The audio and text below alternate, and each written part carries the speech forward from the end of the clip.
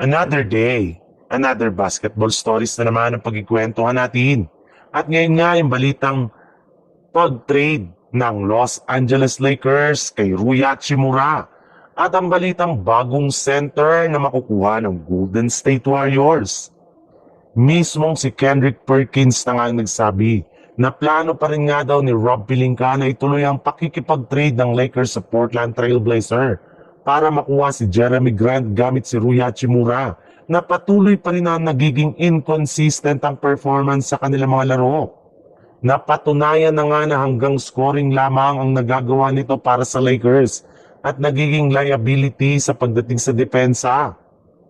Hindi rin naman nga reliable ang kanyang 3-point shooting, hindi katulad ni Jeremy Grant na bukod sa mapagkakatiwalaan yung shooting ay kayang-kaya rin naman nga nitong sumalaksak at bantayan ang best player ng kanilang kalaban. Gumagawa rin naman nga po ito ng crucial rebounds at points na siyang mas mapapakinabangan ng Los Angeles Lakers.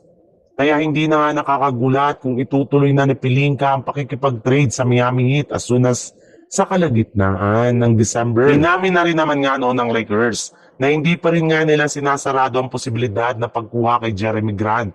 Dahil kapag pumalpak nga ang umpisa ng kanyang kampanya, ay tsaka na nga nila ito kukunin bago ang trade deadline.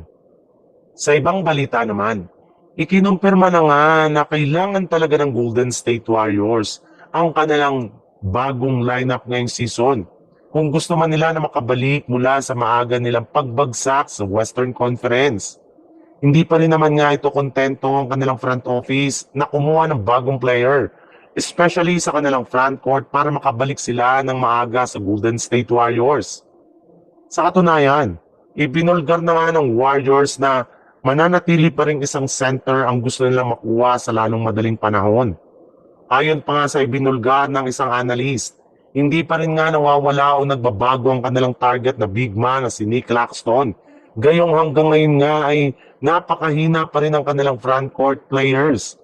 Hindi pa rin nga kinakaya ng kanilang mga kasalukuyang manlalaro na makasabay sa mga team na may malalaking lineup. Parati pa rin nga silang na-outplay at na-out-rebound lalo na sa ilalim ng basket. Kaya eto na nga ang pinakauna nilang babaguhin sa kanilang team as soon as payagan na sila ng liga na gumawa ng trade. Para nga sa inyong kaalaman, sa darating na January 15 pa naman nga bago sila makagawa ng trade gayong dyan pa lang pwede nilang ipamigay si Kuminga at ang iba pa nilang mga manlalaro.